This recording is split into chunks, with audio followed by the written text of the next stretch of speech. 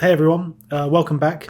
If you've seen my last video, I'm wanting to get back into YouTube and doing collection videos, Blu-ray videos and film essay content. As mentioned in that one, the first couple of ones that I'm going to be doing is just going through all the things that I've collected over the past 3 or 4 years. My last Blu-ray update was in 2019. Today we're going to go through all the different Eureka titles that I've picked up over the past couple of years. Please note, I've not seen a lot of these films. I've picked them up over the course of the years and watched them whenever I've been in the mood to check them out. So there are some things here that kind of fall short of my knowledge, but it's worth showing you what's new in my collection. I will also be going through all of these in spine order from the Eureka Masters of Cinema series. There is one release that isn't Masters of Cinema, which will be right at the end. Everything else will be in order. So to kick off the video, the first one here is For All Mankind. This is spine number 5 in the collection. I've not seen this one yet. It is a documentary that's meant to be incredible, and apparently it uses content and footage from the Apollo missions. I've heard very, very good things about this. I know it's part of the Criterion collection as well. When I'm in the mood to watch a documentary about space and NASA and exploration and the moon landings, I will check this out. Next up is another film that I've not seen. This is a film by F.W. Murnau. I've seen several of Murnau's films now, a lot of them part of the Eureka Masters of Cinema collection. The last one that I saw that I really, really loved was Sunrise, A Song of Two Humans, and I absolutely adored that film. I thought it was spectacularly put together, really tight story-wise, and it was a really enjoyable one. So I wanted to pick this up to add more Murnau to my collection and to see what this one's like when I get around to watching it. Next up, we have Gate of Hell, which is spine number 40 in the collection. I've not seen this and I don't know much about it. I've watched the trailer for it online, and the trailer is just a scene from the film, which doesn't really reveal much. But from what I've seen, the whole film is like steeped in this beautiful colours, like very saturated. And I'm looking forward to seeing how it looks on the Blu-ray transfer, and hopefully it's a really good film. Next up is one that I have seen. This is Rumblefish. This is a Francis Ford Coppola film with Matt Dillon playing the lead. There are a bunch of really interesting actors within this film, and it kind of plays off like a post-New Wave American New Wave film with Coppola's direction and very young actors in here. Like Matt Dillon's very, very young. It's got a young Mickey Rourke in it as well. And yeah, the film's pretty good. I got this one as a steelbook. To be honest, I just wanted to check it out because recently I've been watching more and more Coppola films. When I say that, there's only like 5 that I'd probably really recommend, but I rewatched The Godfather at the start of the year and absolutely adored it. And that was one of those films that I saw ages ago and didn't really get the first time, but on rewatch, that was amazing. I wanted to pick up this and check out his directorial style earlier in his career, but it's a pretty good film, and the steelbook's really nice. The back art is pretty lame. Next up, we have a Marlene Dietrich. Next up, we've got a Marlene Dietrich film, and this is spine number 49 in the collection. This is The Blue Angel. I don't know much about this, but I've picked up quite a few Marlene Dietrich films in the collection, which you'll see in a number of other updates from other labels. But I picked up Indicator's box set of I think it was 6 films with her in, and I watched 1 or 2 of them and really enjoyed it. So I wanted to pick this up, not only because it was part of the Masters of Cinema collection, but also because Dietrich was really good in the one that I watched, which I think was Shanghai Express. I enjoyed her performance. This is a Joseph von Sternberg film, and I believe there's some musical aspects to this. I think the Blue Angel itself is like a club where the people perform. I don't know if Marlene Dietrich herself is the Blue Angel. I'm pretty sure it's the establishment she works in. I'm looking forward to check this out. It's a very early film. I think it's 1930s. It's one of those films that I kind of have to be in the right mood to watch, but I'll probably really enjoy when I do. Next up is another Masters of Cinema release by Kaneto Shindo. He has 3 films in the collection, I believe. There's Onibaba, there's this, and The Naked Island, I believe. This is a really, really fun film. I have seen this one. The transfer's pretty good too. Some of the sequences in this are really, really cool.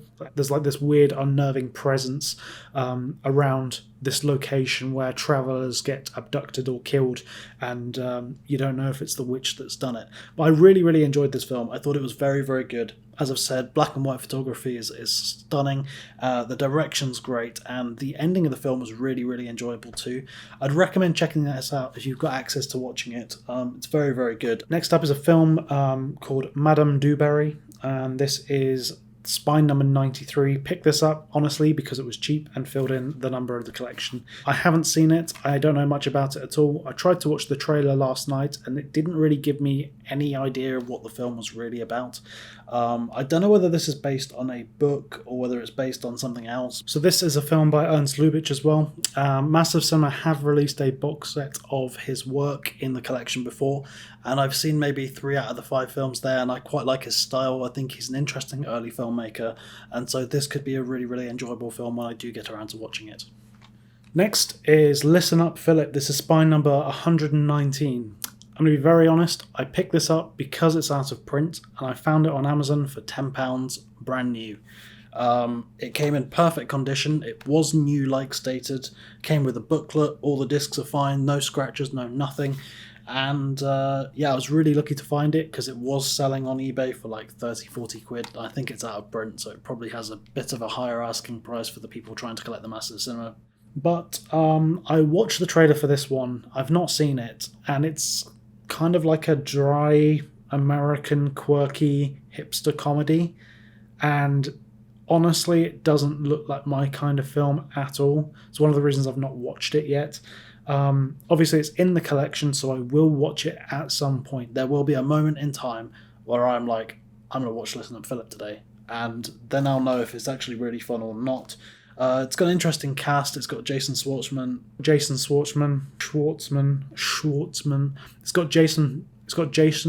Jason Schwartzman and Elizabeth Moss in it.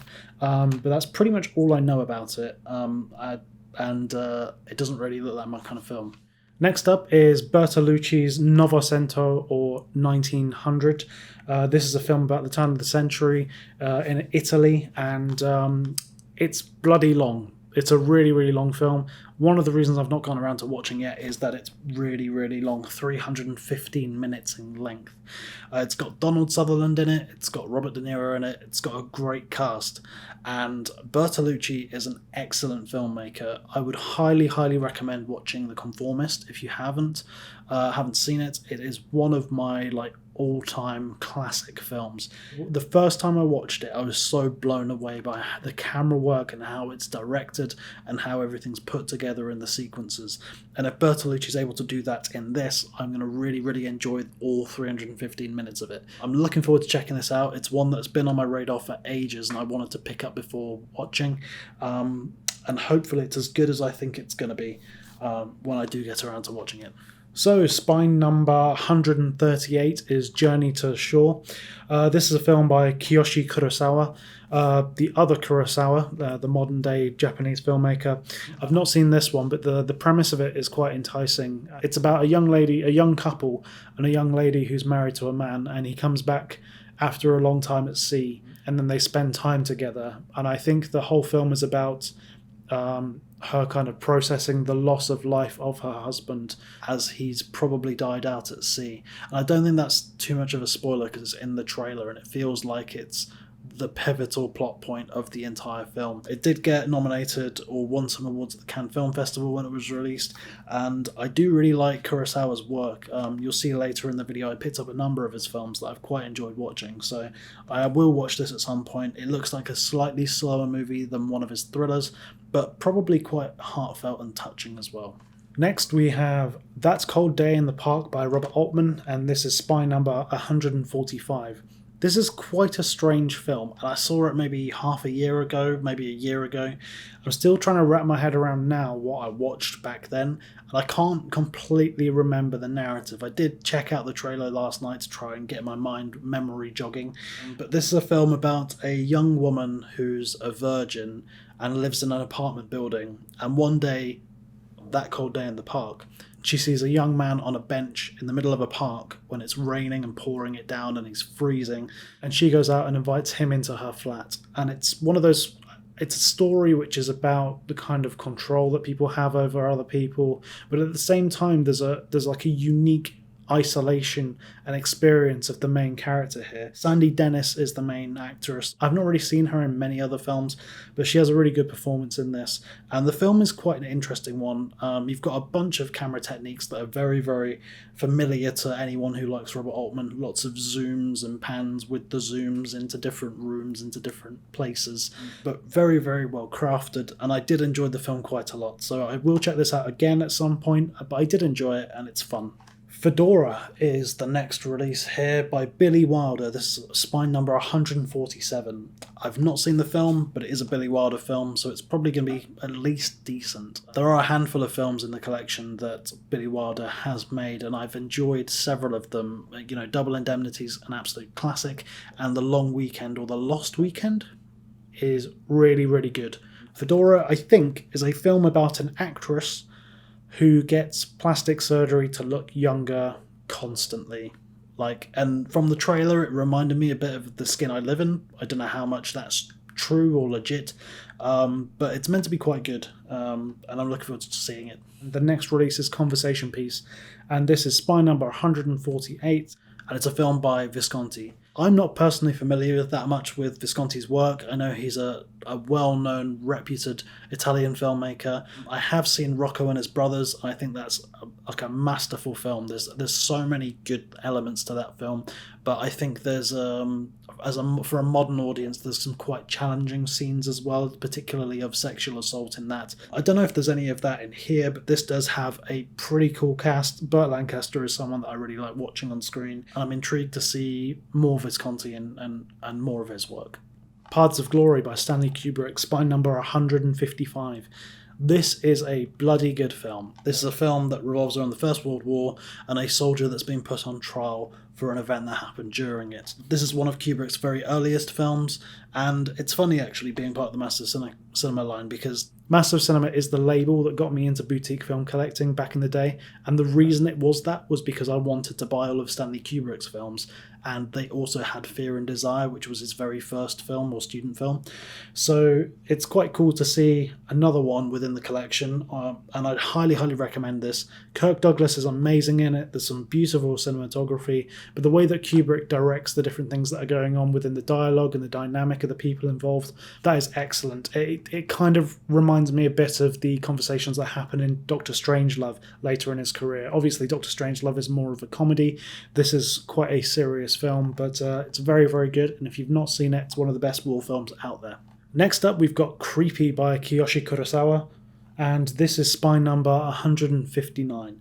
Now, this is a thriller about a detective who's chasing down a mysterious death of a family, and there's been a stream of attacks by a serial killer almost in Japan, where the families have just disappeared or been killed overnight. And there's some really, really cool sequences within this. There's some quite tense moments. I think it's mostly directed really well. The narrative's quite interesting, and there's some twists and turns which are cool too. It's probably not his best film that I've seen, but I did really, really enjoy watching it. It's one of those films that I'll probably watch again in 10 years' time and quite enjoy my time with it. I feel a bit weird about this now, because this film was released in 2016, and obviously Parasite was massive a couple of years ago. But there is a sequence of events within this film that is very, very reminiscent of Parasite, and I would be very, very surprised if that narrative decision in Parasite wasn't directly a result of what happens in this film. I think there's more than inspiration going on here, because some of the elements are very, very similar. I do think Parasite's a very good film. I quite enjoyed this one as well. I think Parasite's probably the better film, but it's intriguing to see those elements at play in a film that came out quite a lot sooner than it and is less popular. Enjoyable thriller, fun watch, and another Kurosawa film which is enjoyable. Next is A Man for All Seasons, and this is a film by Fred Zinnemann. I believe this is a film about Henry VIII and the upheaval of the church and all of that stuff around that period of time.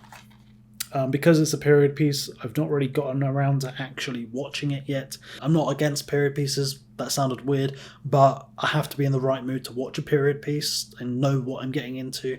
But it is one that I will check out at some point, but it's meant to be very, very good, and it apparently won a bunch of Academy Awards as well, probably for acting. But yeah, apparently this is really, really good, so I'm looking forward to checking this out when I have the chance. Next up, we've got a film called Harmonium by Koji Fukada. I've not seen this film, but it's meant to be quite an interesting thriller, crime thriller potentially. I think the plot of this film is about a man who is the long lost friend of a family man, who's looking after his family, and he invites him in to stay with them, and the trailer looks really cool and quite abstract and very Japanese. So I'm looking forward to checking it out. It got a prize at the Cannes Film Festival when it was released, so it's probably very, very good as well. Another one to add to the collection. Okay, next is The Daughter of the Nile, or just Daughter of the Nile. This is a film by Hussein, a filmmaker that I've seen a couple of his films now. I've still not gotten around to watching this, but I believe he did The Assassin, which is one that I saw in the cinema and I thought was pretty great. Very, very beautiful cinematography and some very interesting sound design and music choices in that film. And I look forward to checking this out. Next up, some films by G.W. Pabst. This is Westfront 1918 and Kameradschaft. Two films that are meant to be absolute classics of the silent film era. I've heard very, very good things about this, and I'm looking forward to checking it out. So the Masters of Cinema label has slowly, over the course of the past couple of years, been putting films out of the collection due to rights issues and their licenses running out. And I've been fortunate enough in the past couple of years to be picking up the releases that are out of print within them, because I really like the films that Masters of Cinema put out, and they're normally of a very, very high quality. And Birdman of Alcatraz is one of those releases, so I don't think you can get this anymore. But this is Burt Lancaster in it. This is a film by John Frankenheimer. Obviously, Frankenheimer did Seconds, which is another Masters of Cinema release, which is fantastic. Really, really enjoyed that one. This film's pretty good. It's very long though, at least it feels long. It's 143 minutes, so just under 2.5 hours long, and it's about the titular Birdman of Alcatraz, played by Burt Lancaster, who is a man in prison on Alcatraz that ends up looking after a little bird that he catches in the courtyard, and then begins to collect more and more birds and learn about birds and study them and write journals and want them published and things like that. I don't know if I'm going to watch it again, to be honest. It's very long, and it's one that I'll probably have to be in the mood to watch, but Lancaster is very, very good in it, and it was a great film to check out on a Sunday afternoon. Next is Oliver Stone's Salvador, and this is spine number 195. Salvador is a film I've not seen, another one of the films which is now out of print with Masters of Cinema, and I'm looking forward to checking this out. And it's about a cameraman or a journalist who goes into the conflict zone of El Salvador specifically to capture footage of the atrocities, war crimes, general war, and the way that things are being taken over there. And I haven't seen it, but Oliver Stone's got a very, very unique directorial signature, so I'm looking forward to checking it out. I've seen Natural Born Killers before, and the style of that film is absolutely mental, and it's like nothing you've ever seen before. So hopefully this film is also edited and directed in a rather intriguing way. It's one of those films that I really, really was in the mood to watch when I bought it, and then was busy the day it arrived, and then I haven't gone back to watching it, but I am really looking forward to it. James Woods is the main character in here, and he normally gives a decent performance. He's great in Videodrome, so this should be a really fun one to check out when I do. Next up is another Kiyoshi Kurosawa film, and this is Cure. This film is absolutely fantastic. It is a really, really good mystery, thriller, spiritual, almost questionable mystery film. It's about this man who kind of journeys across Japan, and as he journeys across the country, people he comes in contact with start dying, and it's just incredible. I can't really go into much without spoiling it, but it's one of those films that you watch and then it sits with you and it lingers with you, and you think more and more about the actual narrative and the events that happen. It is really, really well shot, and it's beautifully acted by everyone involved. Really, really highly recommend this film. One of the best films that I've seen in the Masters of Cinema collection, which is quite high praise because a lot of them are fucking great. But this is very, very good, and I think this is probably the best film from Kurosawa that I've actually watched. Pulse is pretty cool, but I think this is the one that's really, really good, and it's one of those films that could be identified as a thriller or a horror, but realistically there's more things going on in the background, and it's just very, very good. I'd recommend it highly. Hush Hush Sweet Charlotte is the Robert Aldrich film, which is spine number 201 in the collection. Watch this on a Sunday afternoon, another great watch for a Sunday. Really enjoyable film. It's about Bette Davis, a lady whose husband was killed on her wedding day, who's kind of slumped away for most of her life has kind of been quite a loner and owns this massive property in the American South. It's about the different dynamics between her and her sister and her like maid and everyone involved within the film. It's very much a film that's self-contained within the mansion that she lives in, but a really, really good film, very enjoyable, some nice twists and turns. It's got that really nice kind of old-fashioned horror, the piano's playing itself kind of situation, which is really, really interesting, and it's cool to be able to see that kind of stuff. It probably was a bit more effective back in the day, but that kind of filmmaking is really interesting to watch nowadays. There's also some wonderful dream sequences or like imagined sequences that happen within the film where it starts going more and more surreal, and as someone who likes surrealist filmmaking and abstract filmmaking, that was right up my alley. I think that Aldrich uses those techniques really well to convey what he wants to in those scenes when they happen. So yeah, it's a fun film and would recommend it. Next up is a film that I know nothing about. This is A Tree Grows in Brooklyn. It's based on the book A Tree Grows in Brooklyn. It's by Elia Kazan. It's meant to be very good. I watched the trailer for it last night, and the trailer is literally just a bunch of like old press covers that basically say the book is great and sold out, go and watch the film. So it has like very little about the actual film, so I don't know anything about it. But it's probably going to be pretty good. Next is The Holy Mountain. Not that one. This is a early German cinema film. There are some beautiful sequences at the start of this. Someone dancing in silhouette in front of the sea and the ocean as it breaks in their background. And there's an interesting use of kind of like sporting and camera work within the film, because there's a ski chase or a ski race that happens in the middle of the film. The only issue I've got with that is that the ski race is really, really long in regards to the film's runtime. I don't know how long is actually there, but there's a narrative to the film, and then the pacing is just shattered by this race.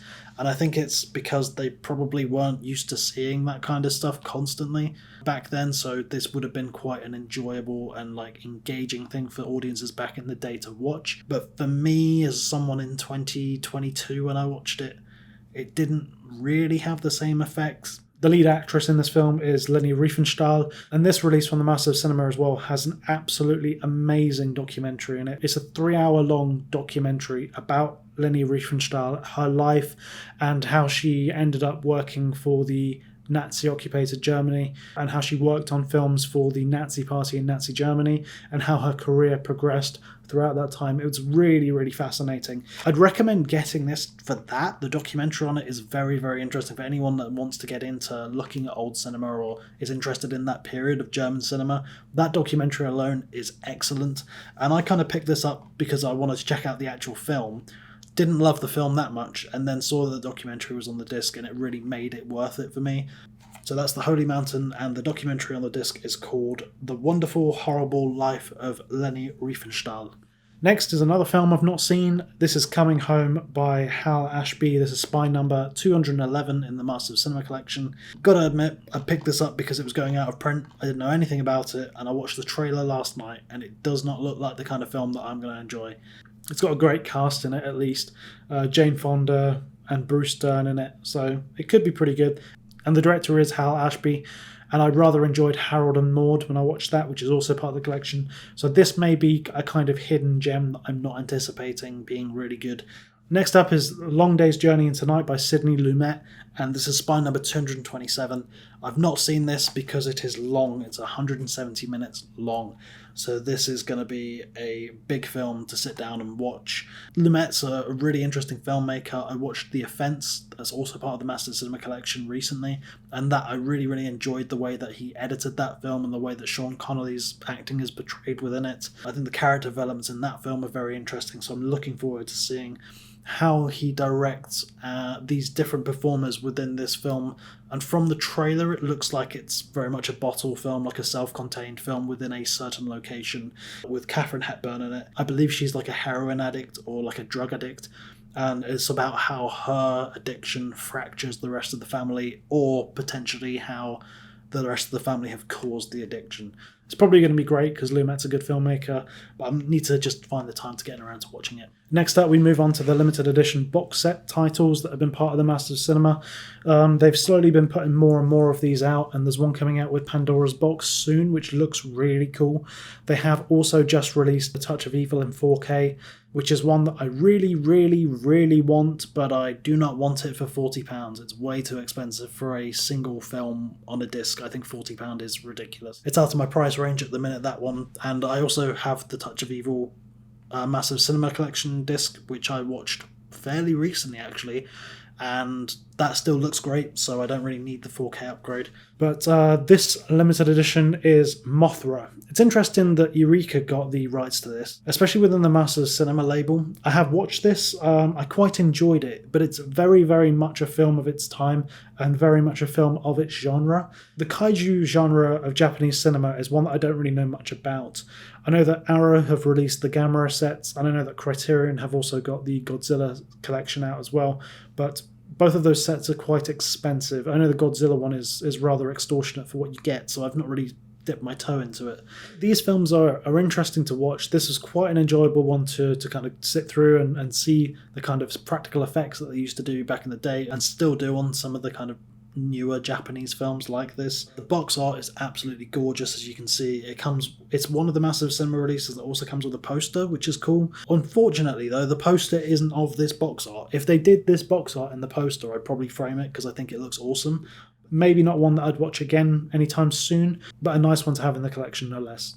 Next up is the new release of Andrzej Zulawski's box set of films from Eureka Masters of Cinema. I'm yet to dip into this and work my way through it, but this set looks like it's going to be incredible. All three of these films are films that I've been wanting to see for a long time. On the Silver Globe is one of those that pops up in loads of those like classic sci-fi films you've never seen before. And when I watched the trailer for that, it looks slightly more than what you'd expect than just sci-fi. It looks like the kind of film that's got a bit more to it. So I'm really, really looking forward to delving into this one. It's got beautiful artwork, hardbound case, it's got a booklet in there. It's also got a bunch of new documentaries on the discs about the different films, and yeah, I'm really looking forward to actually diving into this. It looks like an amazing set, and I'm really happy that I picked it up because it just looks great. Next is another silent film, and this is Carl Theodor Dreyer's Vampier. I've not watched this release yet, I've not really been in the mood to watch it, but Dreyer is a filmmaker that I absolutely adore. I've seen a handful of his films. I've got the limited edition set of The Passion of Joan of Arc in the Masters of Cinema collection on my shelf, and that release is fucking amazing too, and that film is spectacular. I really, really loved Audette as well. I'd highly recommend checking out both of them if you haven't seen them. He's one of the great Danish filmmakers, and I'm really looking forward to seeing Vampier. This box art is fantastic. It comes with a bunch of special features, and because Masters of Cinema is generally great with early cinema, you know this is going to be the best way to watch the film nowadays. Cannot wait to get into this. It's meant to be very, very good, and it's a beautiful edition that I love having. Second to last thing I've got now is the Fuller Fox Samuel Fuller collection, which has 5 films in it: 40 Guns, Hell and High Water, House of Bamboo, Pick Up on South Street, and Fixed Bayonets.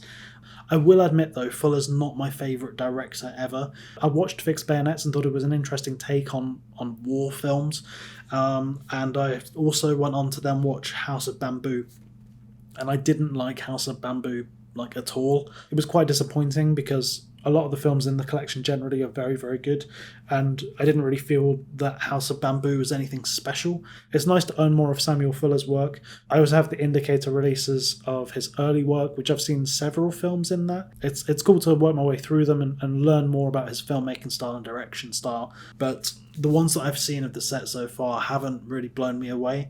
It's interesting that Masters of Cinema decided to put this out too, because 40 Guns, Pick Up on South Street, and Fixed Bayonets were already films within the Masters of Cinema collection as standard releases. They added 2 more films, which were House of Bamboo and Hell and High Water, and then made it into a box set with a booklet. It's a really nice set, and I believe it's sold out now, so it might be worth a bit more money.